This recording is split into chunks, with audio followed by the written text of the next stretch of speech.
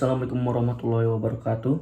Perkenalkan, nama saya Ahmad Barok Suryanegara dengan NIM 22.018.93 dari kelas G.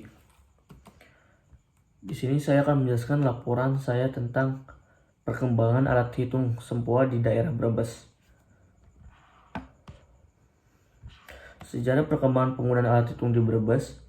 Sempoa adalah alat hitung zaman dahulu yang dibuat dari rangka kayu dengan sederetan poros yang berisi manik-manik yang bisa digeser. Sempoa digunakan untuk melakukan perhitungan seperti penjumlahan, pengurangan, perkalian, dan pembagian.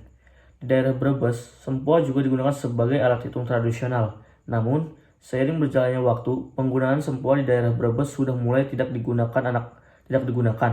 Anak-anak maupun para remaja dan orang tua lebih suka menggunakan kalkulator atau yang lain sebagainya dikarenakan prosesnya yang mudah dan simpel.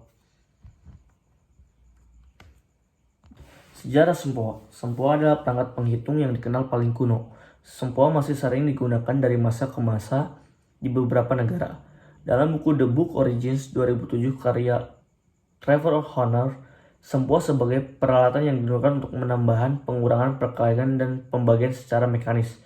Dengan sempoa, maka perhitungan tidak membutuhkan pensil dan kertas. Sempoa biasanya digunakan untuk bilangan dasar apapun, tetapi biasanya dalam per 10. Ada dua bentuk sempoa, yaitu menggunakan alat bantu pada sebuah papan dengan tanda khusus, dan yang satu menggunakan manik-manik yang diutas pada kawat kemudian dipasang pada sebuah bingkai. Ini seperti ini gambarnya. Kata sempoa adalah bahasa Latin, diambil dari bahasa Yunani abax, artinya permukaan datar. Diduga sempoa diciptakan oleh bangsa Babilonia dan sudah digunakan sejak tahun 2400 sebelum Masehi. Karena papan tersebut sering dibuat dari bahan yang memburuk dari masa ke masa, hanya sedikit yang ditemukan. Papan penghitung paling tua yang bisa diselamatkan disebut tablet Salamis Yunani pada 1899. Penggunaan sempoa juga menyebar dari Yunani dan Roma ke Cina, kemudian ke Jepang dan Rusia. Informasi produk penemu sempoa.